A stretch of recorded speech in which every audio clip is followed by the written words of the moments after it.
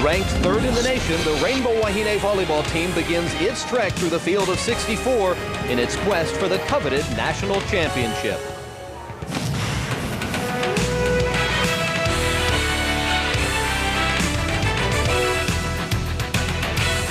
From the Galen Center in Los Angeles, California, K5, the home team, presents exclusive coverage of the NCAA Women's Volleyball Championship Tournament.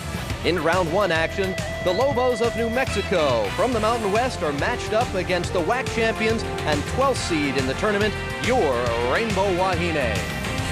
And aloha volleyball fans, Brooks Bear along with my broadcast partner Chris McLaughlin. And Chris, I look at this matchup on paper and I think, well, of course, Hawaii got to be the heavy favorite. They always make the NCAA tournament 28 times, almost always advance to the second round. And heck, Hawaii has not lost a match in almost 3 months. The Lobos warming up behind us, they have not been to the big dance since 1994, but we're driving over here, going right past the Staples Center, and you tell me, wait a minute, this Lobo team cannot be taken lightly.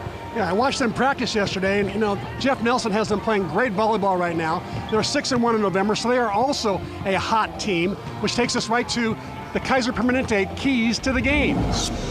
For New Mexico, well, they've got to have some blue-collar intensity going on. Coach Nelson said that X's and O's are over with. He wants his team to play with a lot of emotion. And for Hawaii, they've got to have serving accuracy. Sometimes the Lobos pass with only 2 passers. So I think the jump serve of Anelli Cubio-Tenero could be a huge factor. And Chris, you spent a few moments talking to Coach Shoji before the match. He is indeed worried about New Mexico. He says they're dangerous. All right, well, Dave Shoji got his 1,000th career victory from this Wahine team earlier this year. They hope to give him a birthday present tonight. Yeah, tonight is Dave Shoji's 63rd birthday. I asked him if he celebrated. He said, I hope to do that later tonight. We'll find out whether or not that'll be possible. Stick around. We'll have starting lineups and the first serve coming up shortly right here on K5, the home team. And here are your starting 7 for the University of Hawaii Rainbow Wahine. And if you're a Wahine fan, there's not a name up there you don't know. It's the usual bunch. Stephanie Farrell, Kanani Danielson. What a year. The WAC Player of the Year. Anelli Cubio-Tenero, Amber Kaufman, Brittany Hewitt, Danny Mafua, the setter, and the libero, Elizabeth Ka'aihui. And, of course, there he is, the birthday boy. I don't know if I know I'm allowed to say it's your birthday. But do you think he'd mind if I say it's number 63? Happy birthday, Coach. Dave Shoji in his 35th season, 1,012 victories. And now, let's take a look at the health report and see how these two squads are. This health report sponsored by HMSA, working for a healthier Hawaii. We see Amber Kaufman, slight abdominal strain, but it will not keep her out. And I think Kashopo's come down with, I guess, some signs of the flu or something, but I don't think she's even... She's not even suited up tonight, but she is on the bench. So what they tell us about Kaufman, a little dinged up. She's been taking some time out of practices, not going 100% all the time, and this has been going on for a couple weeks with her, and we were worried it could really impact this match, but we're told before the match, don't worry about it. She's been playing with this. She's ready to go. Yeah, Dave Shoji said, no problem. Amber will be ready to go. You know, she's one of the most competitive players I have ever seen. I think it would take both arms broken and both legs broken for her not to play. And there's Coach Nelson. Is he chomping on an apple? Great story on Nelson. You know, yesterday at practice, Nelson was sitting in a chair, kind of just cruising in the middle of practice. I walked in, I said, wow, what's he doing? So afterwards I said, Jeff, kind of an interesting approach. He said, Chris, he said, if I went out and started coaching them right now, I think they'd freeze up. They're really nervous. They don't need a coach yelling at them. So my approach is to back off, let them play, hope they come out with their own energy. You know how so much had been made about Hawaii's seeding in this tournament. You're number 3 in the nation, and somehow in the NCAA tournament you end up a 12 seed. Sure seems like Hawaii was slighted. You know Coach Shoji feels that way. He thinks they should have been somewhere between a 3 and a 6. They get a 12 seed. It's not only Hawaii that feels a bit slighted. Coach Nelson thinks that he could have maybe got a better draw, and he knows he's up against a real test tonight in Hawaii. But his approach is, hey, I'm building a program, and you want to be the best, you got to play the best, and he regards Hawaii as among certainly one of the best programs in the nation. So, hey, great test for the Lobos here tonight, and they will start things off serving from left to right across your television screen, and this match is now underway. Hawaii in the white with the black trunks, and the Lobos in the red and black. Lane poking it over for the Lobos. Hawaii with the swing. Lobos keep it alive. Knock it back to Hawaii, and there's the first point of the match, and it goes to New Mexico.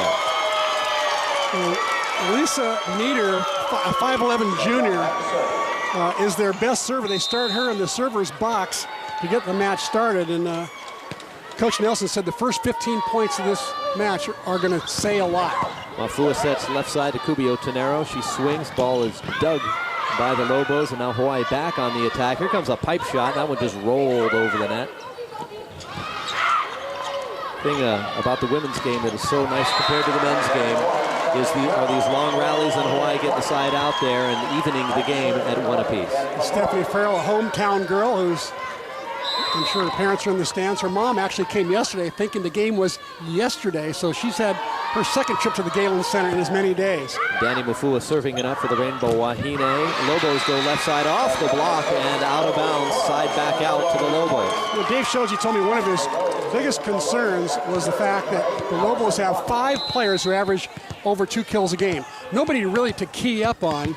We'll see how Hawaii adjusts to that. Yeah, Hadfield, Morris, Meter, Rhodes, Lane, all very capable of putting the ball away from the outside. And there's another side out for Hawaii. We're tied at 2 apiece. I mentioned the men's game because I was reminded by new University of Hawaii men's coach Charlie Wade, who called me last night. He said, "You remember the last time you were in LA and you did a volleyball match?"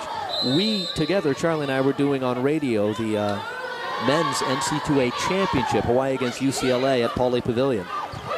It's been that long since I've done one of these. 95, I think, with Yuval Kotz, right? Yep, Yuval was the guy that year. Ball back in play. 2-2 your score. New Mexico going toe-to-toe with Hawaii so far in this match. That time, knocking it down for the Lobos was Rose Morris. Rose Morris, a co-captain this year's team. Great story behind her. We'll tell you about her in just a moment. A great story about her injury. Michelson, the setter, with the float serve. Ka'ai Hui receives it. Hawaii goes left side to Farrell, and she is blocked straight down. So the Lobos doubling up on Hawaii early on. Taylor Hadfield really getting up on that one. That's the correct score right now, 4-2. Lobos on top. Hawaii sets right side. Kubio Tenero, that ball dug up, and Lobos will just roll it back over. Free opportunity for the Rainbow Wahine. And there's Farrell off the block and down, side out and point to Hawaii. Hawaii does a nice job of taking advantage of transition plays. If the other team's going to give them free balls, they'll score about 90% of the time. Anelli Kubio Tenero, Hawaii's most aggressive server, and there's a look at why. That ball just dives to the floor as soon as it gets over the net, but New Mexico handles it that time. Hawaii back on the attack. And that will be a point for the Rainbow Wahine. We're tied 4-4 here in set number 1. Chris, it's been so long since I've done one of these.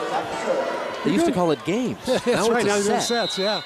Matter of fact, the scoring was a little different last time We talked earlier about how important Otenero's serve is with this New Mexico team having only 2 passers.